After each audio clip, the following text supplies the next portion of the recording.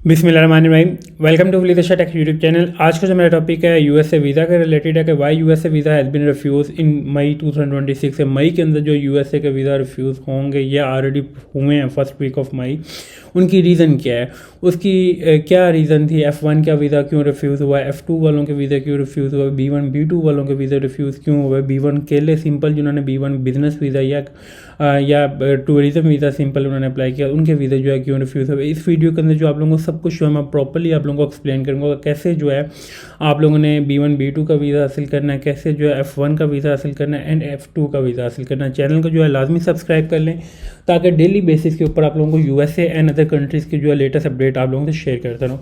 First thing कि हमारा सबसे बड़ा जो पहला ड्रॉबैक आया है कि उसकी सबसे बड़ी रीज़न आई है कि वो रीज़न ये था कि हमने ऑलरेडी ट्रैवल प्लान जो है लाइक किसी ने मई का दिया हुआ था, किसी ने जून का दिया हुआ था, किसी ने जुलाई का दिया हुआ था और किसी ने मार्च का दिया था। उनका ट्रैवल प्लान गुजरने के बाद अगर आप लोग अपॉइंटमेंट अटेंड करते हैं तो your visa has been refuse. एक चीज़ ये क्लियर कट है कि आप लोग जो ये फॉर्म फिल करते हैं DS-160, ये मैं आप लोगों को एक चीज़ इसमें एक एक्सप्लेन करने लगा हूँ। DS-160 फॉर्म है, इसके अंदर आप लोगों ने जो डिटेल्स ऐड की हुई थी, अगर आप लोग ये देखते हैं कि आप लोगों ने ये प्रॉपर इस फॉर्म के अंदर आप लोगों ने मार्च का प्लान ऐड किया हुआ था और आप लोग अपॉइंटमेंट अटेंड कर रहे हैं लाइक मई में अटेंड कर रहे हैं या अप्रैल में अटेंड कर रहे हैं, जब प्लान गुजर जाएगा तो आप लोगों ने अपॉइंटमेंट नहीं बुक करनी। आप लोगों ने क्या करना है, फर्स्ट वन की रीट्राइव योर DS-160। पहला स्टेप जो आप लोगों का होता है कि आप लोगों ने अपना रीट्राइव अपना फॉर्म DS-160 अपडेट करना है। उसके बाद आप लोगों ने जो है अपॉइंटमेंट बुक करनी है। उसके बाद आप लोगों ने अपने इंटरव्यू के लिए प्रिपरेशन जो है वो स्टार्ट करनी है। अगर आप लोग के विदाउट प्रिपरेशन जो है विदाउट अपडेट DS-160 आप लोग चल जाते हैं तो आप लोगों का वीज़ा जो है वो रिफ्यूज़ल की तरफ चल जाता है। सेकेंड थिंग कि B1 B2 की अगर मैं बात करूं तो B1 की इस टाइम के ऊपर वीज़ा रेशो जो है वो 70% है और 30% जो है वो रिफ्यूज़ल है। B2 की अगर मैं बात करूं टूरिज़म वीज़ा की बात करूं तो वो 98% रिफ्यूज़ल है, 2% जो है वो अप्रूवल है।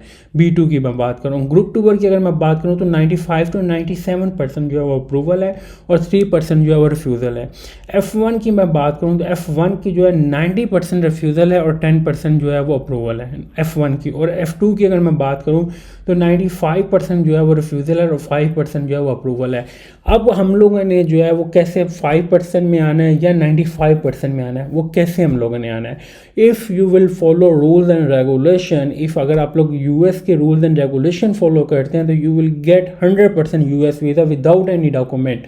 आपके इंटरव्यू के जो आप लोग इंटरव्यू पे जब जाते हैं इंटरव्यू के लिए आप जाते हैं, आप लोग अपना DS-160 को रीड करें एज़ कम्पेयर टू मेरी बात सुनिए उसका वीज़ा ऐसे लग गया था, उसका वीज़ा ऐसा लग गया था। No, you will follow only your DS-160। आप लोगों ने जो DS-160 के अंदर जो चीज़ें मेंशन की हैं, your answer must match your DS-160।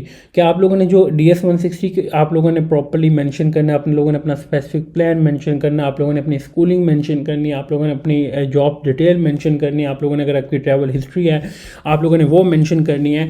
And your eye contact का मतलब ये उसने आप लोगों के एम्बेसडर ने जो है मैक्सिमम एक दफ़ा आप लोगों को ऊपर देखना, उसके बाद उसने आपकी तरफ नहीं देखना, उसके बाद उसने स्क्रीन की तरफ देखना और आपसे क्वेश्चन किए जाने हैं। आप लोगों ने जो बोल रहे हो ना वो उसने चीज़ मैच करनी है।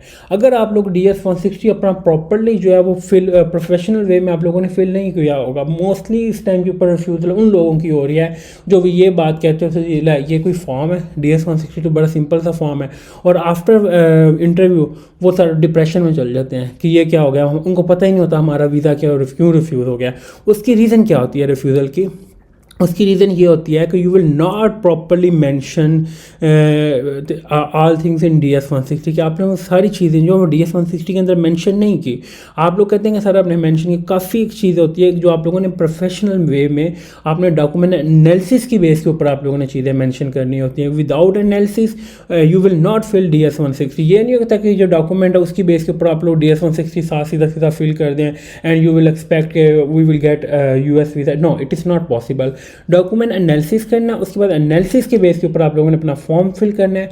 काफ़ी चीज़ें होती है जो आप लोगों के डॉक्यूमेंट्स के अंदर नहीं होती, बट एनालिसिस के अंदर आ रही होती है। अब आप लोगों ने एनालिसिस, क्योंकि अब जो न्यू सॉफ्टवेयर है उन्होंने आप लोगों का ये फॉर्म है 1 सेकंड के अंदर 1 सेकंड लगना है, उसमें उन्होंने लगाना है सॉफ्टवेयर में, उसमें चेक हो जाना कि यू आर एलिजिबल और नॉट। उसमें आप लोगों से जाने से पहले डिसाइड हुआ होना 80 to 90% का हमने इसको वीज़ा देना या नहीं देना। और ये वो किसकी बेस के ऊपर होना है, आपके फॉर्म की बेस के ऊपर।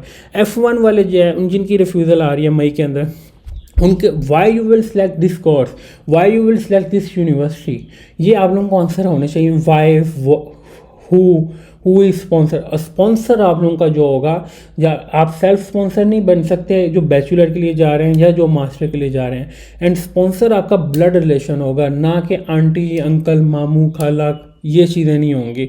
अगर आप लोग ऐसे करेंगे तो यू विल गेट रिफ्यूज़ल। आप लोगों ने जो स्पॉन्सर यूज़ करना है वो आप लोगों ने अपने पेरेंट्स को यूज़ करना है या बहन भाइयों को यूज़ करना है। ये मामू, ये रिश्तेदार जो रिलेटिव हैं, आप लोगों ने इनका स्पॉन्सर भी जो है नहीं यूज़ करना है। आप लोगों ने ये कोर्स क्यों सिलेक्ट किया, आप लोगों ने इससे क्यों ये यूनिवर्सिटी सिलेक्ट की, आप लोगों ने आफ्टर जो है कंप्लीशन जो है डिग्री आप लोगों ने वापस आना है या नहीं आना, ये आप लोगों ने सारे इंटरव्यू के क्वेश्चन जो है प्रिपेयर करके जाने हैं। सिंपल से आंसर है और सिंपल सा वीज़ा। अगर आप लोग इन चीज़ों को रूल्स को देख लेते हैं तो you will get easily US visa, it is not difficult.